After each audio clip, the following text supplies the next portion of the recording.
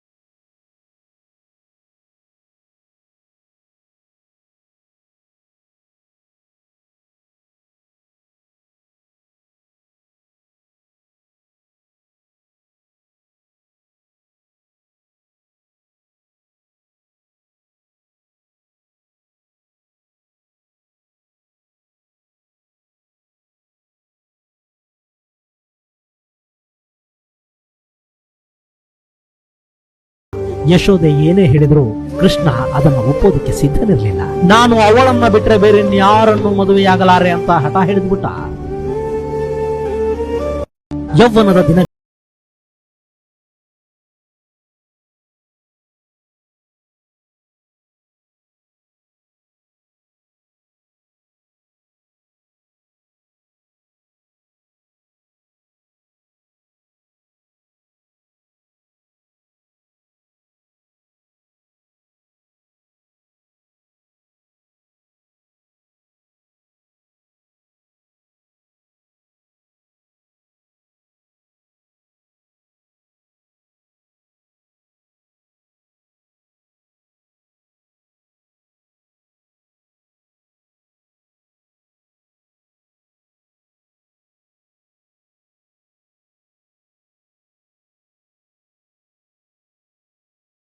ಕೃಷ್ಣ, ನೀನು ಸಮಾಜದ ಮುಖಂಡನ ಮಗ.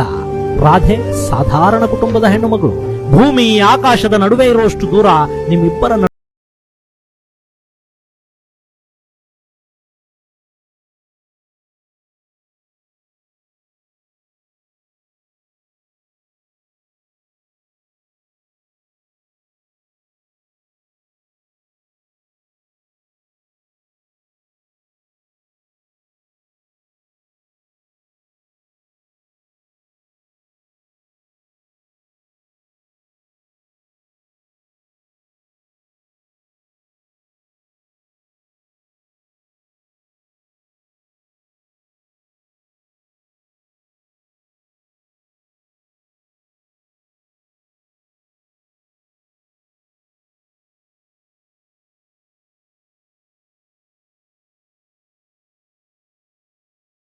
ಸಂಹಾರವಾಗುತ್ತೆ ಅಂತ ಚಾತಕ ಪಕ್ಷಿಗಳಂತೆ ಕಾಯ್ತಾ ಇರುವ ಆ ಜನರ ಸಾವಿರ ನಿರೀಕ್ಷೆಗಳು ಏನಾಗಬೇಕು ಮಗು?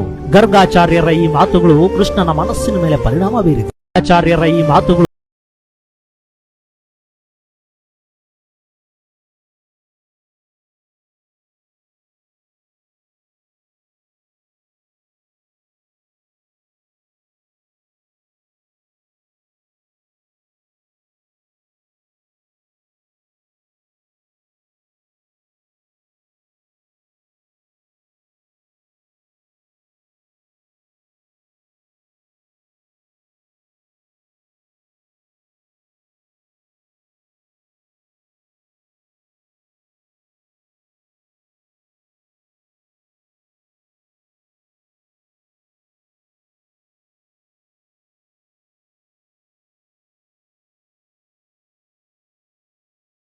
ಗೋಪಾಲರ ಜೊತೆ ಸದಾ ಕಾಲ ಕಳೆಯುತ್ತಿದ್ದ ಗೋವರ್ಧನಗಿರಿಯ ಸಮೀಪ ಬಂದ. ಅಲ್ಲಿ ತಾನೊಬ್ಬನೇ ಏಕಾಂತದಲ್ಲಿ ಕೂತು ಬಿಟ್ಟ.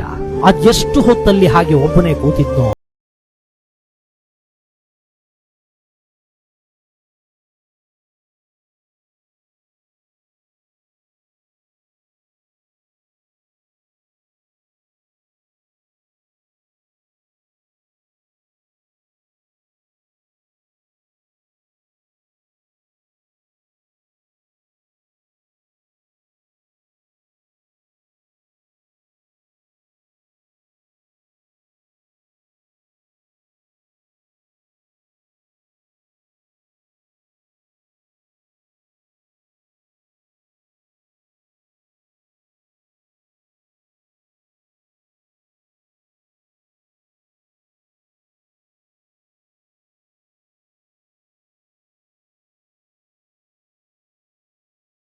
ಮೇಲೆ ಕೃಷ್ಣ ಮತ್ತಿನ್ಯಾವತ್ತೂ ಕೊಳಲನ್ನ ನುಡಿಸಲೇ ಇಲ್ಲ. ಅಲ್ಲವರು ಮೌನವಾಗಿ ಮಾತಾಡ್ಕೊಂಡು, ಹಾಗಾದ್ರೆ ಕೃಷ್ಣ ನನ್ನನ್ನು ನೀನು ಮದುವೆ ಆಗೋದೇ ಇಲ್ವಾ?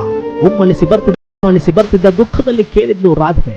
ನನ್ನ ಆತ್ಮ ನೀನು, ನಿನ್ನ ಆತ್ಮ ನಾನು, ನಾವಿಬ್ಬರು ಎರಡು ದೇಹಗಳ ಒಂದೇ ಆತ್ಮ ಆಗಿರುವಾಗ, ಅಂದ್ರೆ ನೀನೇ ನಾನು ನಾನೇ ನೀನು ಆಗಿರುವಾಗ ವಿವಾಹ ಅನ್ನೋ ಬಾಹ್ಯ ಬಂಧನ ನಮಗೆ ಬೇಕಾ? ಅಲ್ಲದೆ ಎರಡು ಜೀವಗಳು ಒಂದೇ ಆದ ಮೇಲೆ ನನ್ನನ್ನ ನಾನೇ ಅದು ಹೇಗೆ ಮದುವೆ ಆಗೋದಕ್ಕೆ ಸಾಧ್ಯ? ಮಾಧುರ್ಯ ತುಂಬಿದ ದನಿಯಲ್ಲಿ ಕೇಳಿದ್ದ ಕೃಷ್ಣ.